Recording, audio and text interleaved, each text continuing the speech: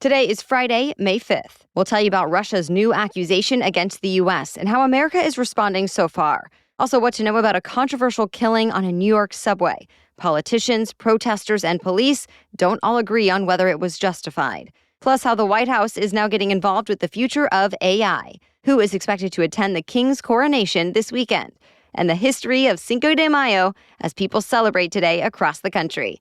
Those stories and more news to know coming up. Welcome to The Newsworthy. All the day's news in around 10 minutes. Fast, fair, fun, and on the go. I'm Erica Mandy. Thanks so much for being here. You ready? Let's do this. The Russian government is now making serious accusations against the U.S. Russia says Americans were the masterminds behind this week's drone attack over Russia's capital, ordering the Ukrainians to take out President Putin. That didn't happen. In fact, there wasn't a lot of damage. It's just the roof of a government building that will need repair. Still, Russia's diplomats are promising a balanced response. Though just last night, Russian drones were attacking the Ukrainian capital. All the while, several American officials pushed back on Russia's statements, calling them ludicrous and saying the U.S. would never encourage Ukraine to strike within Russian borders. As of this morning, the U.S. does not have a leading theory on who actually was behind it or why it happened, and the U.S. is not sure how it will change the course of Russia's invasion of Ukraine, if at all. It's considered a milestone in the Justice Department's investigation of the January 6th Capitol attack. 4 leading figures of one of the country's most notorious far-right extremist groups were found guilty of seditious conspiracy. That's the most serious charge brought so far in connection with the riot. And now they could face decades in prison. A jury sided with the DOJ, who said the Proud Boys members led a violent mob into the Capitol as part of a conspiracy to keep former President Trump in power. Defense lawyers had argued the case was overblown, and at least one of them tried to blame former President Trump for motivating the attack. He says they're working on an appeal now. So far, more than 1,000 people have been prosecuted for charges stemming from the Capitol riot. But the Justice Department expects the fallout from the attack to continue for years, saying more than 1,000 more people could face charges eventually. There is a heated debate growing about the death of a well-known street performer in New York City this week. It brings up conflicts about mental health, race issues, and vigilante justice. Authorities and witnesses say it all started when a Michael Jackson impersonator named Jordan Neely started yelling at passengers on the subway. Some people say he was acting hostile and erratic, and some of them posted videos online.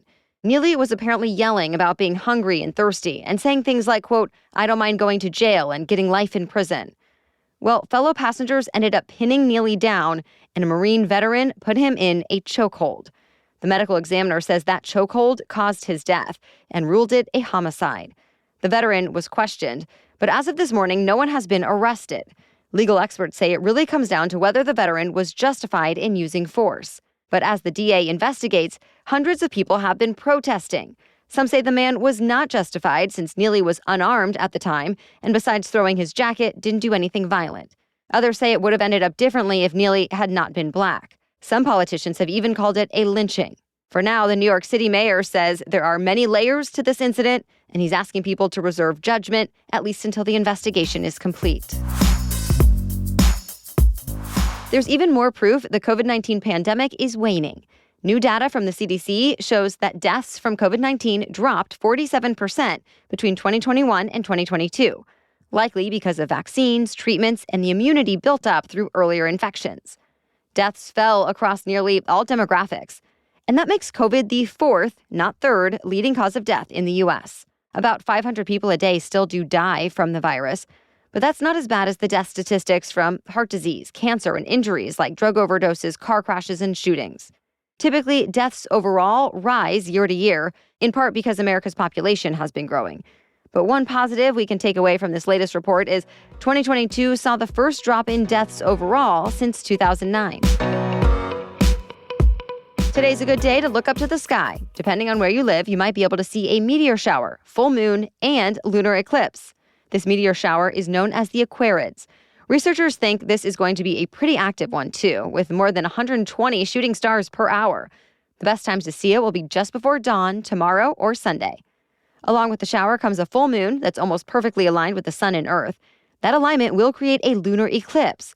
But the thing is, it will happen between 11 a.m. to 3:30 p.m. Eastern Time, And since the moon is not visible to Americans at that time, you won't be able to see that in the U.S. The best shows will be in Africa, Asia, and Australia.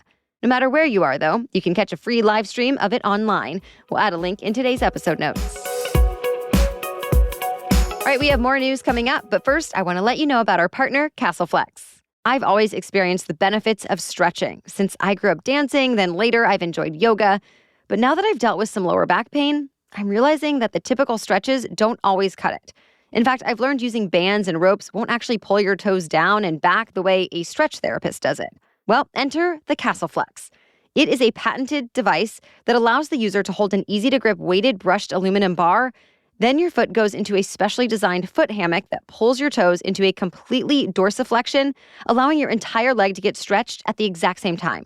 Instead of just your calf or just your hamstring, every muscle in your leg is firing at the same time from the plantar fascia all the way up to the glutes. When I use it, my entire body feels so much better that same day. And the benefits only increase the more consistent I am with it. Even professional athletes are using this. So check it out at castleflex.com, that's flex with 2 X's, and be sure to use our code NEWS10 for 10% off.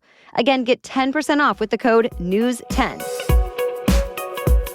It's something King Charles has spent 74 years preparing for, his coronation, where he will be officially crowned as king. There's a lot of tradition to be had with a procession, formal service, coronation chair, ceremonial robes, and of course, the elaborate crown. But this ceremony is going to be different in some ways as well. The king has opted for a smaller, shorter, and more diverse ceremony than the last coronation that happened for his mother in 1953. But it's still not exactly small. Invitations were sent to thousands of people, including politicians, world leaders, religious leaders, celebrities, and foreign royals.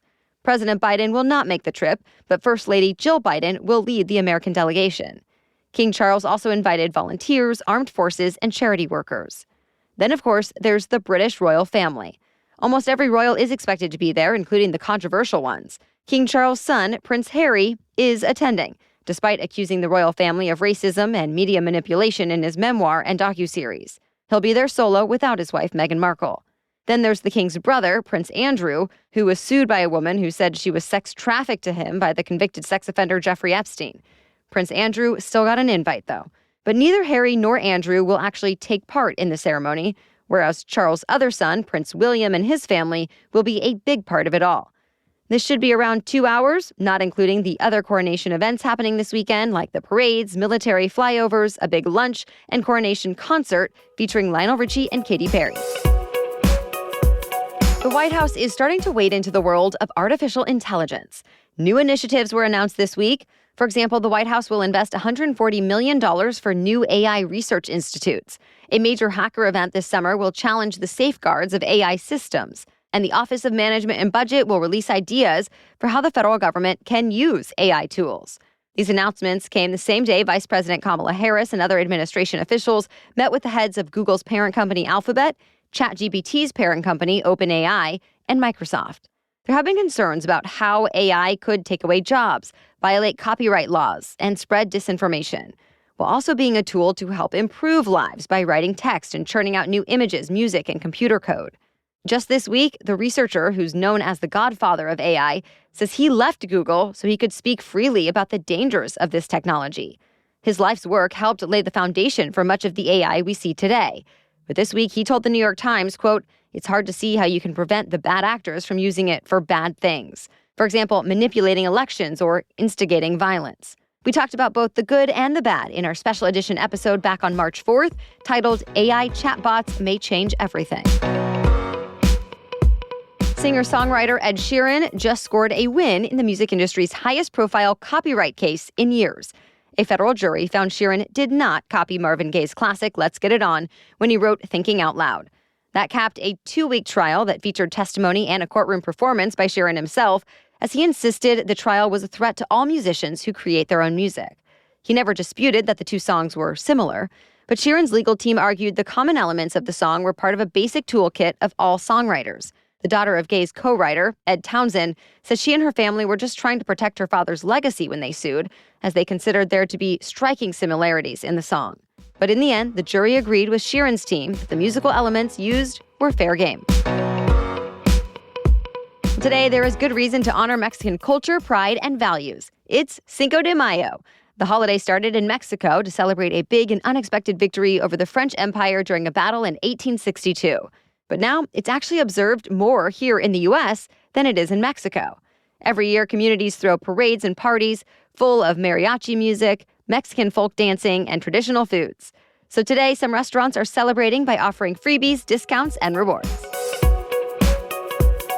That's it for the main news today, so now it's time for Feel Good Friday, when we bring you one extra feel-good or positive news story before the weekend.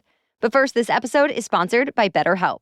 I'm guessing there have been times in your life that you've felt stretched thin and burnt out. I know I have. When we spend all of our time giving to our work, our family, our friends, it can leave little left for us. And eventually, we have nothing left to give. If you're looking to find more balance in your life or have better boundaries so you can say yes to the things and people you care about, give therapy a try. I've definitely benefited from therapy, especially in times of change, both work-related and personal. Not only is it a place to just talk it all out, you're also talking with a trained professional who can help you identify what's going on and the strategies you may need to improve your life. If you're thinking of starting therapy, BetterHelp is a convenient, flexible option because it's entirely online. Just fill out a brief questionnaire to get matched with a licensed therapist and take advantage of switching therapists anytime for no additional charge. Find more balance with BetterHelp. Visit betterhelp.com/newsworthy and get 10% off your first month. That's BetterHelp, HELP.com/newsworthy. Now back to Feel Good Friday. Today, we are talking about a sanitation worker who is graduating from Harvard Law School this month and how he's making sure more blue-collar workers get the recognition they deserve. When Rayhan Staten was first accepted to college, he kept hauling trash before rushing to attend classes, sometimes still in his uniform. After getting his undergraduate degree, he moved on to Harvard Law School, where he made a special effort to get to know custodians, cafeteria workers, electricians, and security staffers. He says he realized they haven't been getting credit for helping the school run smoothly. So Staten started the Reciprocity Effect. It's a nonprofit organization to offer need-based grants and recognition to the people he calls the unsung heroes. A few months ago, Staten organized a thank you card drive enlisting hundreds of students to write and give notes to staffers, along with Amazon gift cards. Since then, Staten and a small team of students have been fundraising and have collected more than $70,000 in donations. Staten has secured a job at a New York City law firm for after he graduates, but he says he won't be giving up on the Reciprocity Effect. In fact, he hopes to expand this initiative beyond Harvard to educational institutions across the country. All right, we'll be back tomorrow with our special edition Saturday episode. We're explaining 2 different Supreme Court cases and the impact they could have once the decisions are made. Then join us again Monday for your next news roundup. For now, thank you so much for listening and have a great weekend.